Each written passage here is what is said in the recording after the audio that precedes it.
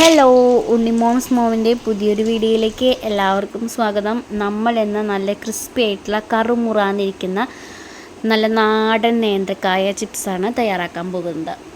അപ്പോൾ നമുക്ക് വീഡിയോയിലേക്ക് പോവാം. അതിനായിട്ട് നമ്മൾ ആദ്യം തന്നെ കായ ക്ലീൻ ചെയ്തെടുക്കണം. അപ്പോൾ അതിനാദ്യം രണ്ട് സൈഡും ചെത്തി കളഞ്ഞിട്ട് കായ ഇതുപോലെ നടുവിലൊരു കീറ്, അതായത് ഒരു ചെത്ത് കൊടുക്കുക. എന്നിട്ട് കൈ കൊണ്ട് നല്ലപോലെ ഇത് ഒന്ന് തിരിപ്പിച്ചിട്ട് ഇങ്ങനെ ചിറ്റിയെടുത്ത് കഴിഞ്ഞാൽ ഈസി ആയിട്ട് നമുക്ക് കായയുടെ തൊലി പൊളിച്ചെടുക്കാനായിട്ട് സാധിക്കും കേട്ടോ. പിന്നെ കൈ കൊണ്ട് തന്നെ പൊളിച്ചെടുത്താൽ മതി, അല്ലാണ്ട് ചെത്തി എടുക്കുന്ന ആവശ്യമൊന്നുമില്ല.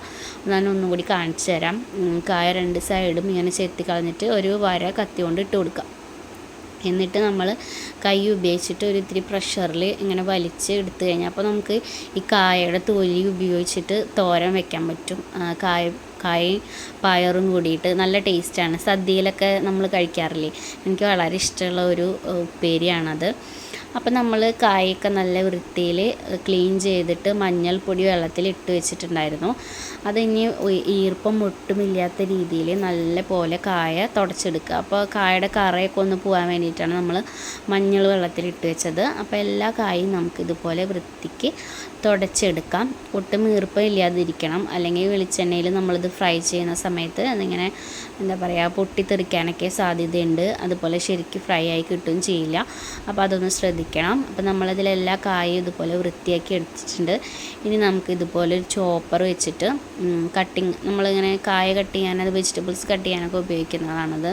ഇത് വെച്ചിട്ട് നല്ലപോലെ ഇങ്ങനെ ആക്കിയെടുക്കാം. അപ്പോൾ നല്ല നൈസായിട്ട് കിട്ടാൻ വേണ്ടിയിട്ടാണ് ഇതിലാക്കുന്നത്. നമുക്ക് കത്തി കൊണ്ട് കട്ട് ചെയ്തെടുക്കാം, പക്ഷേ ചിലപ്പോൾ എല്ലാം ഒരേ തിക്നെസ്സിന് കിട്ടിയെന്ന് വരില്ല.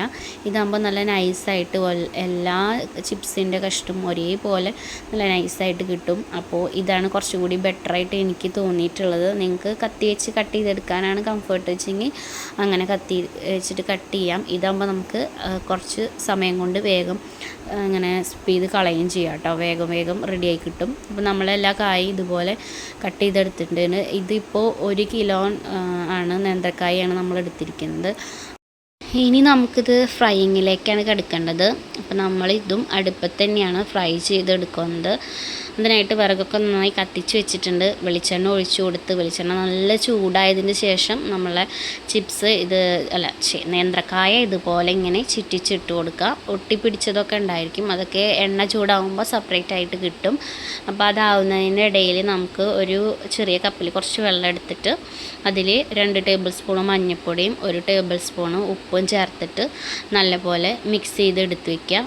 ഇത് നമുക്ക് ചിപ്സിൽ മഞ്ഞ കളറും അതുപോലെ ഉപ്പും കിട്ടാനായിട്ട് ചെയ്യുന്ന ഒരു എന്താ പറയുക ഒരു ടെക്നിക്കാണ് കേട്ടോ. അപ്പോൾ നമ്മൾ ചിപ്സ് ഇത് ഇങ്ങനെ ഇളക്കിക്കൊണ്ടിരിക്കുന്നുണ്ട്.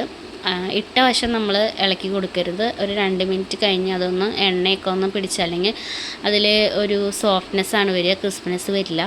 അപ്പോൾ നമ്മളെ ചിപ്സ് ഇതേ കിടന്ന് ഫ്രൈ ആകുന്നുണ്ട്. ഇനി ഇത് ഇളക്കുമ്പോൾ ഒരു സൗണ്ട്, നമ്മളെ സൗണ്ടിൽ ചെറിയൊരു മാറ്റം ഉണ്ടാവില്ലേ, ചിപ്സിൻ്റെ ഒരു സൗണ്ട് ഉണ്ടാവില്ലേ, ചിലി എന്ന് പറഞ്ഞിട്ട് ആ സൗണ്ട് വരുന്ന നേരത്ത് നമുക്ക് ഈ മഞ്ഞൾപ്പൊടിയും ഉപ്പും കൂടി കലക്കി വെച്ചിട്ടുള്ള വെള്ളം തെളിച്ചിട്ട് ഇളക്കി ഒരു 2 മിനിറ്റ് വീണ്ടും ഒന്നും കൂടി ആ ഈർപ്പൊക്കെ പോകാൻ വേണ്ടിയിട്ട് കുക്ക് ചെയ്തെടുക്കാം.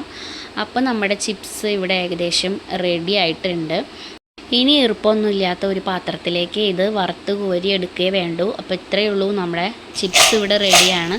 അപ്പോൾ എല്ലാവരും ഒന്ന് ട്രൈ ചെയ്ത് നോക്കാം. മറ്റൊരു വീഡിയോ ആയിട്ട് വീണ്ടും കാണാം. ബായ്.